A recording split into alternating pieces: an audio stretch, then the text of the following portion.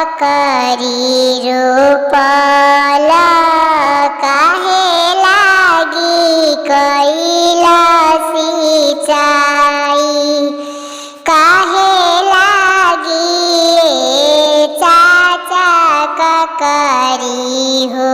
रोपला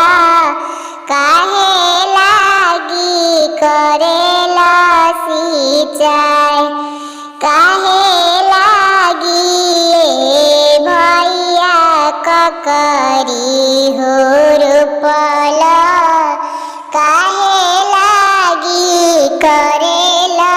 सिंचाई काहे लागी पापा दिया जनमवाला काहे लागी कैला दुलार काहे लागी चाचा दिया जनमवाला काहे लागी कैला दुलार काहे लागी भैया बहिनी तू कहला काहे कैला एतना दुलार पावे लागी अरे बेटी ककरी हो रोपनी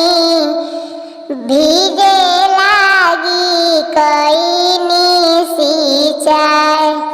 पावे लागी अरे बेटी ककरी हो रोपनी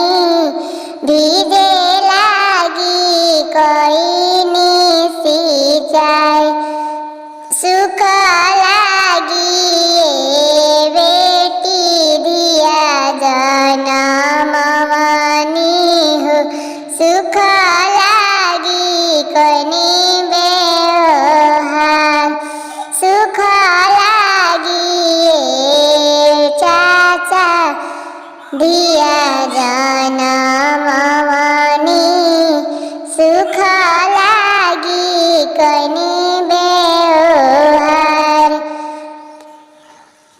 रखिया बांधावे खाती बहिनी हो बोलानी तोहारा से कैनी दुलार रखिया